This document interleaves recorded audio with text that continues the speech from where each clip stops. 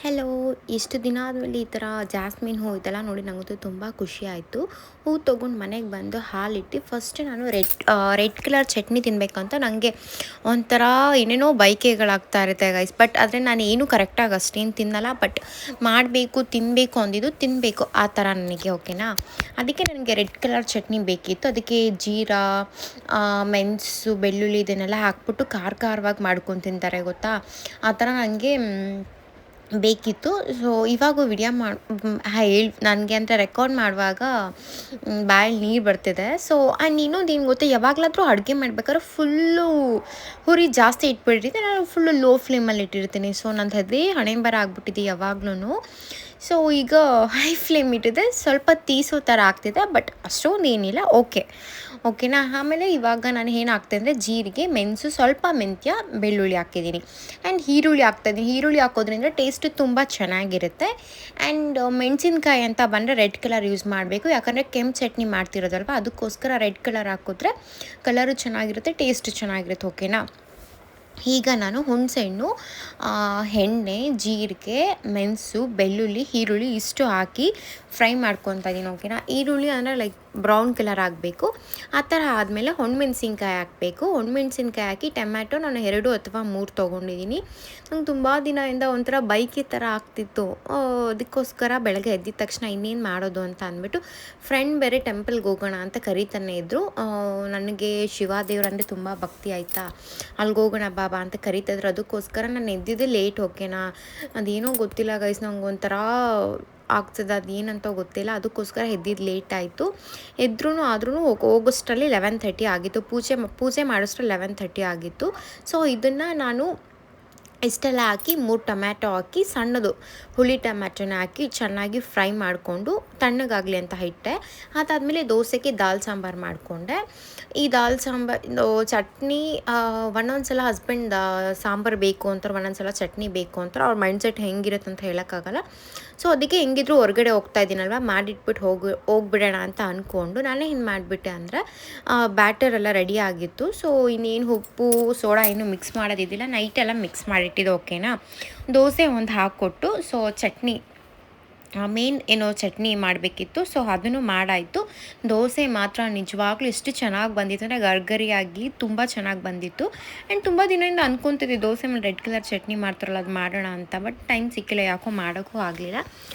So ಇದೇ red colour ಇತ್ತಲ್ವ. So ವಿಡಿಯೋದಲ್ಲಿ ಮಾತ್ರ ಯೆಲ್ಲೋ ಕಲರ್ ಕಾಣ್ತಿದೆ, ಲೈವ್ ಆಗಿ ಅಂದರೆ ತಿನ್ನುವಾಗ ಫುಲ್ ರೆಡ್ ಕಲರ್ ಕಾಣ್ತಿತ್ತು. ಸೊ ತುಂಬ ಚೆನ್ನಾಗಿತ್ತು ಗೈಸ್. ಚಟ್ನಿ ಮಾತ್ರ ಮೇನ್ ಸೂಪರಾಗಿತ್ತು, ನನಗಂತೂ ಸಖತ್ ಇಷ್ಟ ಆಯಿತು. ಅದೆಲ್ಲ ಟಿಫನ್ ಮಾಡಿಕೊಟ್ಟು ಆಮೇಲೆ ನಾನು ನನ್ನ ಫ್ರೆಂಡ್ ಇಬ್ಬರೂ ಶಿವನ ದೇವಸ್ಥಾನಕ್ಕೆ ಕರ್ಕೊಂಡು ಹೋಗ್ತೀನಿ ಅಂತ ಹೇಳಿದ್ರೆ, ಆ್ಯಕ್ಚುಲಿ ನಾವು 5 ಮಿನಿಟ್ಸ್ ಮುಂಚೆ ಕ್ಲೋಸ್ ಆಗಿಬಿಟ್ಟಿತ್ತು, ಓಕೆನಾ. ಹೊರಗಡೆಯಿಂದ ನಮಸ್ಕಾರ ಹಾಕ್ಕೊಂಡು ಅಂದರೆ ಕ್ಲೋಸ್ ಆಗ್ತಾನೆ. ಸೊ ಹೋಗಿ ದೇವರ ದರ್ಶನ ಮಾಡಿಕೊಂಡು ನಮಸ್ಕಾರ ಮಾಡ್ಕೊಂಡು ಬಂದ್ವಿ. ನಾನು ತುಂಬ ದಿನ ಆದಮೇಲೆ ಮಲ್ಲಿಗೆ ಹೂವು ಮುಟ್ಕೊಂಡಿದ್ದೆ. ಸೊ ನಾನು ಅಷ್ಟಾಗಿ ಹೂವು ಅದೆಲ್ಲ ಮುಟ್ಕೊಳಲ್ಲ, ಬೊಟ್ಟಿಡಲ್ಲ ಅಂತಲ್ಲ, ಏನೋ ಹೂವೆಲ್ಲ ಅಷ್ಟು ಮುಡಲ್ಲ ನಾನು. ಸೊ ಇಟ್ಕೊಂಡಿದ್ದೆ. ಹೂವು ಹಾಕ್ಕೊಂಡಿದ್ದಕ್ಕೆ ನನಗೇನೋ ಒಂಥರ ಚೆಂದ ಕಾಣಿಸ್ತಿದೆ, ನನಗೆ ಒಂಥರ ಚೆನ್ನಾಗಿ ಕಾಣೋ ಥರ ಫೀಲ್ ಆಗ್ತಿತ್ತು. ಅದಾದಮೇಲೆ ಅವ್ರ ಮನೆಗೆ ಹೋಗಿ ಇದು ಅಕ್ಕಿ ರೊಟ್ಟಿ ಮತ್ತು ಚಟ್ನಿ ಮಾಡಿಕೊಟ್ಟಿದ್ರು.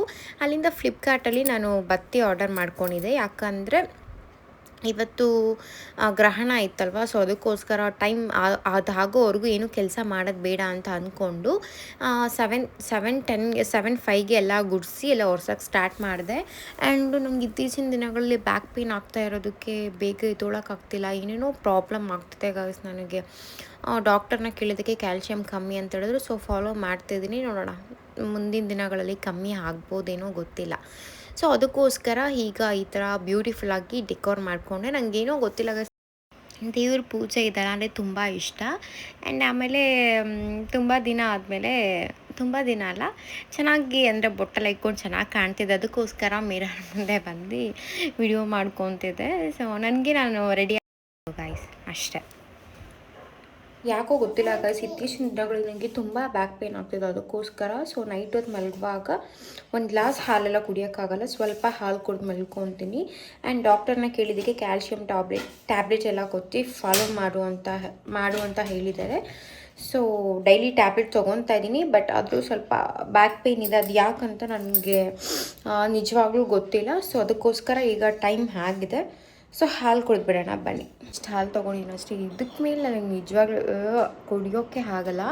ಸೊ ಇಷ್ಟು ಹಾಲು ಕುಡಿದು ಮಲ್ಕೊಂಡ್ಬಿಡ್ತೀನಿ. ಯಾಕಂದರೆ ಇವತ್ತು ಗ್ರಹಣ ಇತ್ತು ಅಂತ ಅಂದ್ಕೊಂಡು ಸ್ವಲ್ಪ ಲೈಕ್ ಡೀಪ್ ಕ್ಲೀನಿಂಗ್ ಥರನೇ ಮನೆಯೆಲ್ಲ ಮಾಡಿಕೊಂಡು 7-10 ಮೇಲೆ ಗ್ರಹಣ ಎಲ್ಲ ಬಿಟ್ಟಿತ್ತಲ್ವ. ಸೊ ಅದಾದಮೇಲೆ ಮನೆಯೆಲ್ಲ ಕ್ಲೀನ್ ಮಾಡಿ ಇದು ಅರ್ಬೆ ಎಲ್ಲ ಹಾಕಿ ಕ್ಲೀನ್ ಮಾಡಿ ನಾನು ಸ್ನಾನ ಮಾಡಿ ಮಾಡೋಷ್ಟರಲ್ಲಿ ಪೂಜೆ ಮಾಡೋಷ್ಟರಲ್ಲಿ 8:30 ಆಗಿತ್ತು. ಸೊ ಗ್ರಹಣ ಬಿಟ್ಟಾದಮೇಲೆ ಸ್ವಲ್ಪ ಕೆಲಸ ಆಯಿತು. ಅದಕ್ಕೋಸ್ಕರ ಬ್ಯಾಕ್ ಪೇಯ್ನ್ ಆಗ್ತಿದೆ. ಟ್ಯಾಬ್ಲೆಟ್ ತೊಗೊಂಡಿದ್ದೀನಿ. ಸೊ ಹಾಲು ಕುಡಿದು ಈಗ ಜೋಜ ಮಾಡೋ ಟೈಮ್ ಅಷ್ಟೇ. ಯಾರ್ಯಾರೆಲ್ಲ ನನ್ನ ವಿಡಿಯೋ ನೋಡ್ತಿದ್ರು ದಯವಿಟ್ಟು ಸಬ್ಸ್ಕ್ರೈಬ್ ಮಾಡ್ಕೊಂಡು ನೋಡಿ. And don't forget to subscribe me, ಓಕೆನಾ? Thank you so much. Take care all. Bye. And guys please subscribe ಮಾಡ್ಕೊಂಡು ನೋಡಿ, ಓಕೆನಾ? Thank you.